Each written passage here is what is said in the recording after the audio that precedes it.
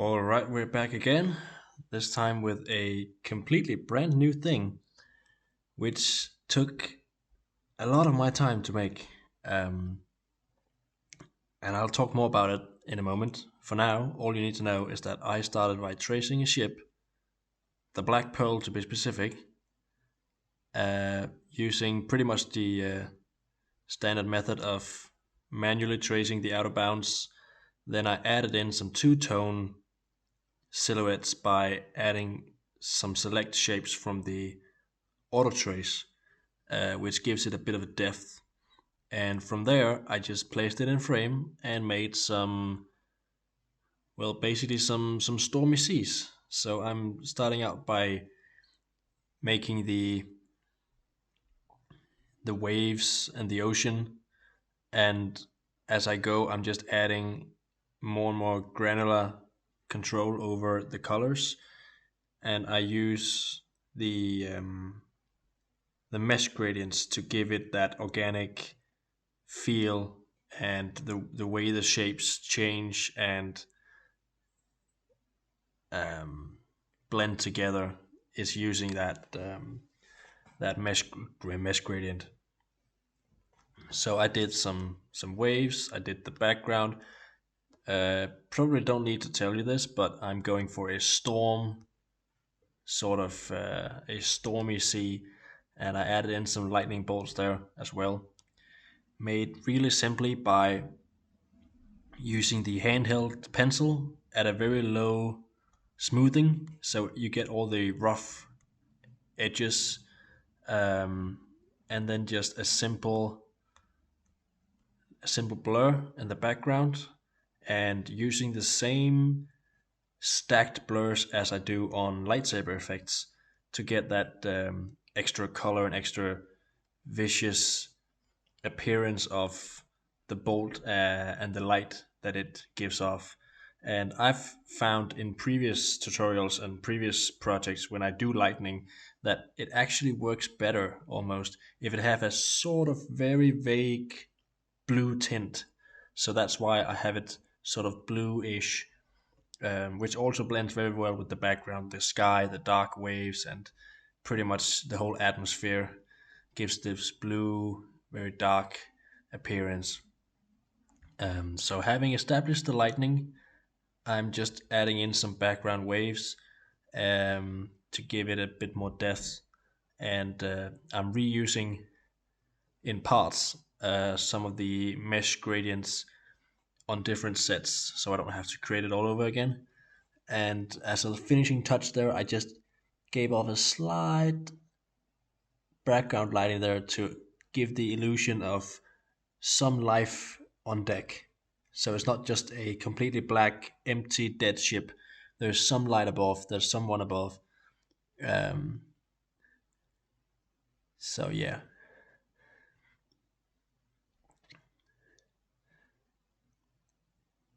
and here I'm just messing about with some of the extra coloring, layering halfway transparent extra colors and layers on top tends to work out, as long as you don't get lost in the layers and the many stacked transparent objects that you put on. So it's best to limit yourself to one or two objects. If you need more than that, then you go back and fundamentally change the colors instead of just slapping some half transparent stuff on top. Um, but that's the basic scene set. So I did this first to find out what my actual framing was going to be, because when I write my text in a moment, I don't want to accidentally use up space that the ship takes up, or I don't want to go out of frame. So I started out making this the background essentially, the whole ship and the storm, as a framing for the text. So now that the fun part is done, um, it's time to do the tedious part, which in this project is going to be the text. Um, I don't know if you caught it, but at the title screen there, I said that the introduction, the first part with the background, It was about 3% of the entire project. Um, this part, the writing, it is approximately, and I'm just pulling off these numbers out of my head, but it's approximately 95% of the project was just pure writing. It took up such a big chunk. I think 9.5 hours, if that can do it, was taken up by the writing. So let's talk about the writing. What you're seeing right now is Grubbifreyan, and it is an actual system that someone in the Discord server actually made. I think almost 2 years ago, actually, um, to mimic a style found in the game Hollow Knight. And there was actually two versions of it made. One, Grubbifreyan, and then there is the system you see, which is actually Grubbifreyan 2. You can actually tell that in the guide on the right side there. It says Grubbifreyan 2, um, and there is some differences between the two systems in terms of style and complexity, mostly having to do with how you distinguish letters from each other. But the basic principle is the same. You start off with almost like a plant. You start off with a root, a trunk, or a stem, and then you just build on the individual flowers and the almost like branches, and it just sprouts from there, one to the next to the next. So it's a very simple. On one hand, it's very simple. On the other hand, it's quite wieldy. And as far as I know, hands down, this is the most extensive system that I know of. Because you can make one single word take up a ton of space. I chose this specifically for a couple of reasons. The first was I actually really wanted to do this. I have not used this system before, so you'll see on the right side, maybe you caught it, but the guide on the right hand that I made myself as a sort of quick guide, it actually evolved and changed a bit throughout this project because I was actively getting used to this workflow, getting used to using the shortcuts and the ways of representing letters and punctuation and whatever as I went. And as I went and found these things out, I went back and changed my quick guide to reflect the new workflow that I was making for myself. So I'm starting to color code it a bit to better help me make sense of what I'm doing without taking ages to actually just look at everything and figuring out what letter goes where and what modifiers I need to have where and so on. Um, so this was a learning project for me. First of all, I wanted to try this out. I have seen it. I have dabbled in translating it before from other users, but I have never actually tried my hand at it itself. And I thought this project would work really well for that because of the way it takes up space. I did not want this project to be a ship in sea, in a stormy sea, and then just, some text floating around in the background there. I wanted the text to be everywhere, like a tapestry that you wove into the background itself. Um, so it needed to be everywhere and it needed to be uniform in the sense that I didn't want a ton of text to be in one place and then nothing at other places. I wanted it to be homogeneous, some text everywhere, and I wanted it to be equally spaced out, if that makes sense. And this system in particular is very, very good at that because there is no limit to the amount of modifiers you can put on a letter. It is very much reminiscent of the other very flexible, very complex system called Diflux, or just Flux, if you know that system. The sequel is Diflux. Those are very flexible as well. They're made to mimic pretty much any style of Gallifreyan you can think of, and be internally consistent doing it. So it is um, very flexible. I have done a couple of projects in that language previously, and I'm still waiting for the full version 2 to come out.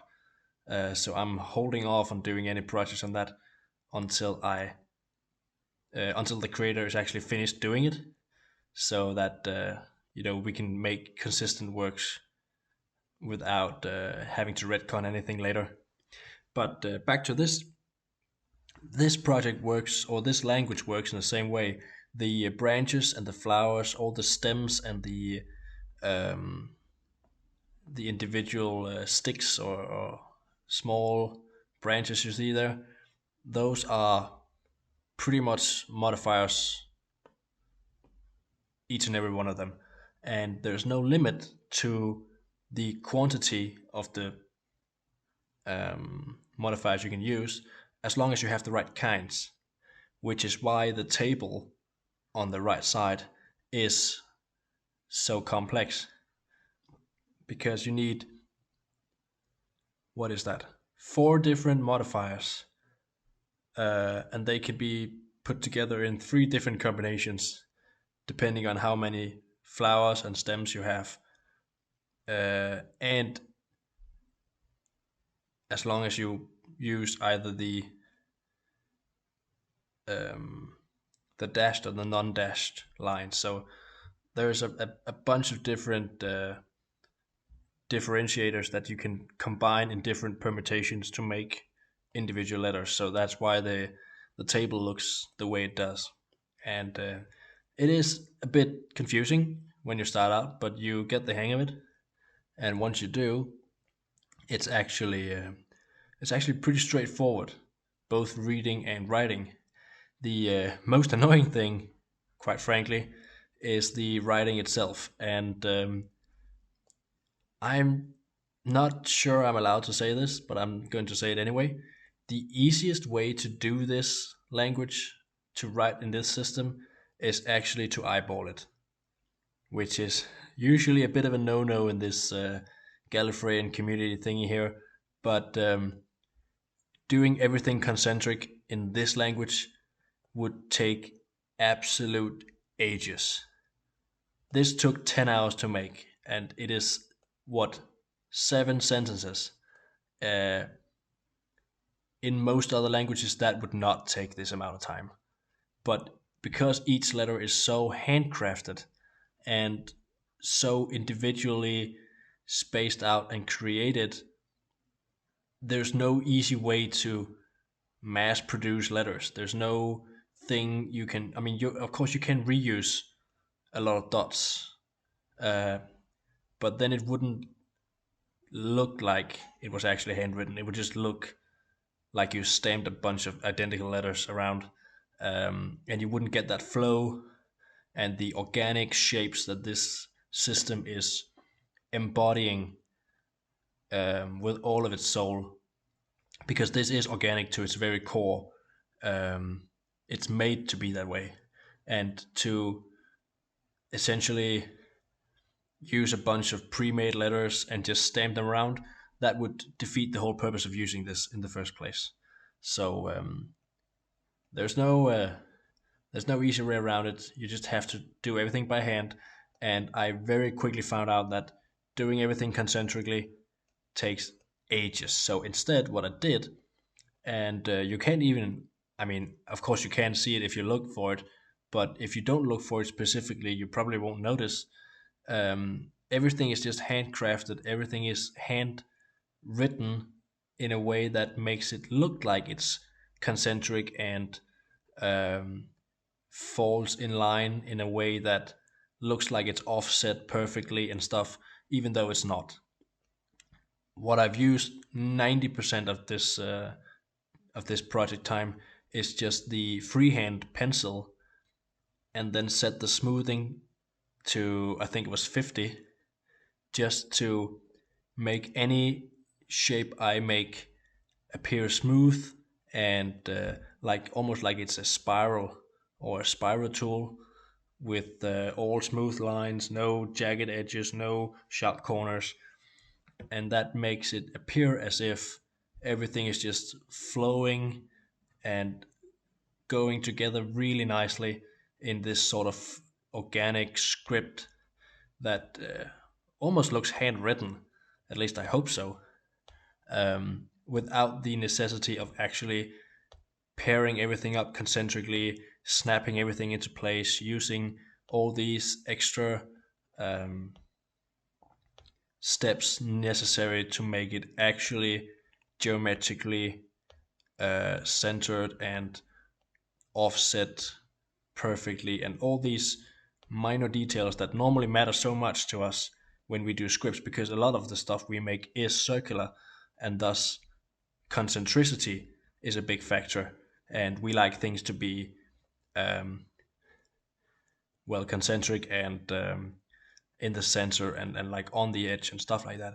But in this situation, with the way the script is made and the emphasis it has on organic, um, the organic flow and the whole the flower thing it has going for it with the stems and the leaves and stuff, it's not meant to be strict in the same way, and so I felt completely justified in doing this essentially freehanded, and it did speed up my webflow considerably.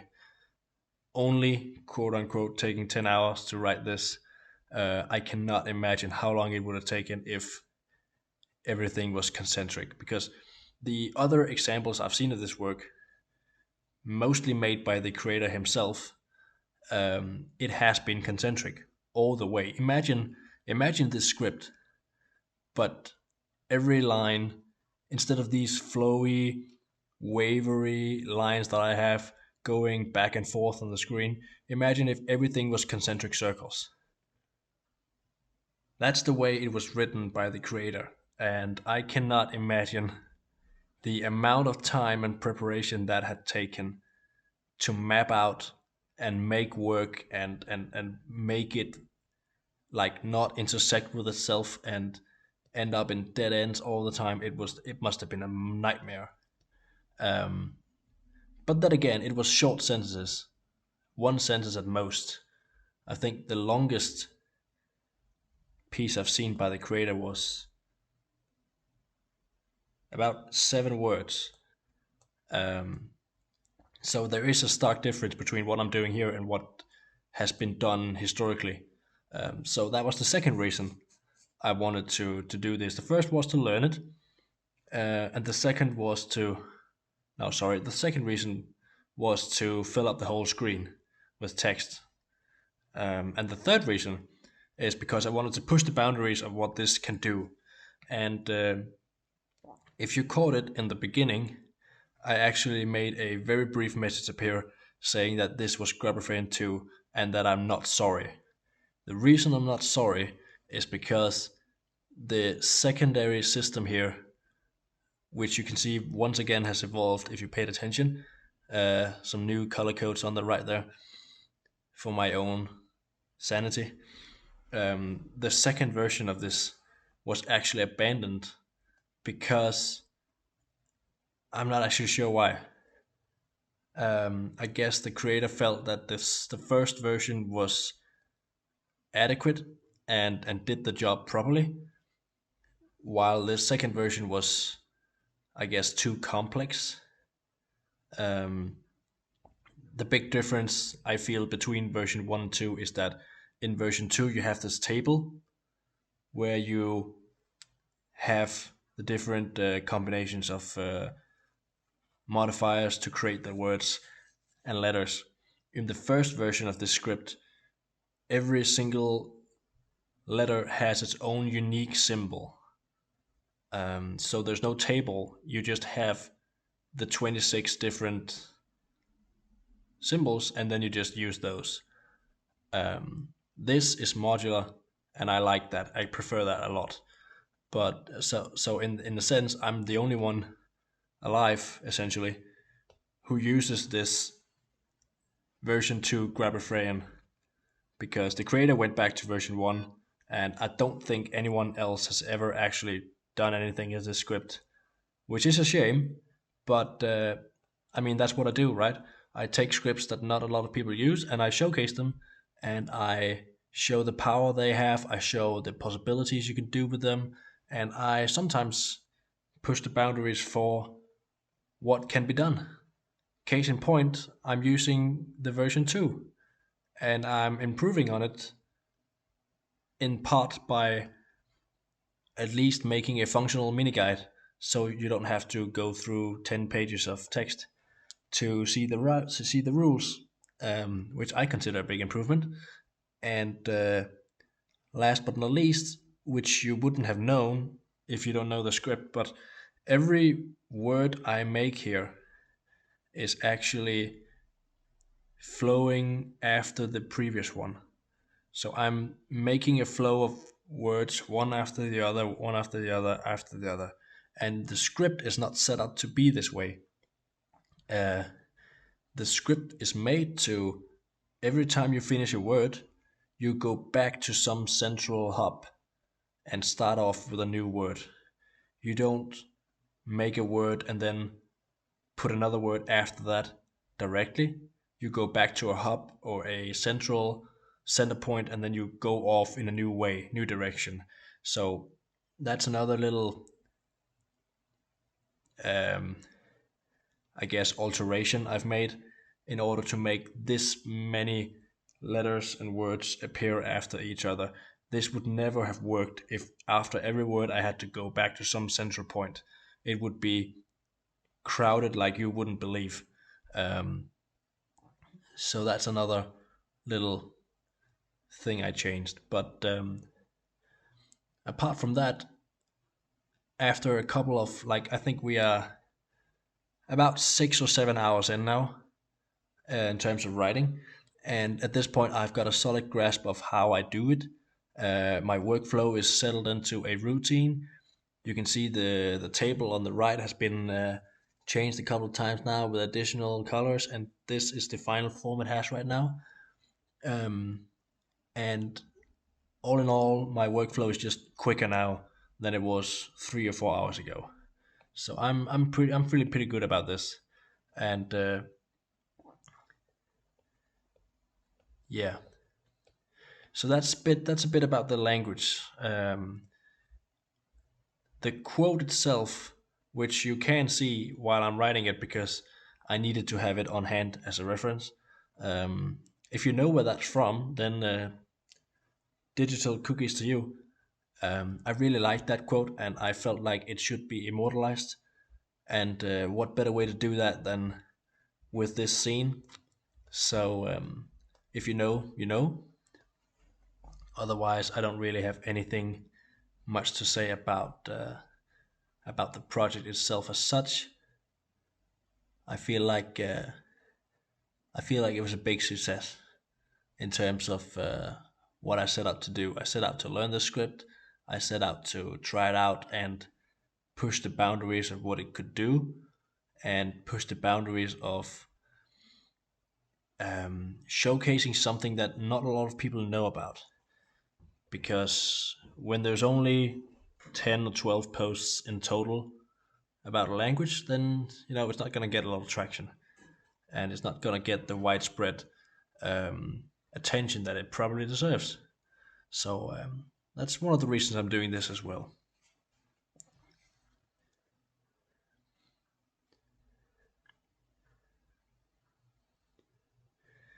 Now, in terms of color coding, this project doesn't really need it in the sense that just like some other languages, like CC Gallifreyan, this system shouldn't need additional proofreading once you're done, because if you just proofread every letter as you go, nothing further down the line, in theory, can alter it, make it different.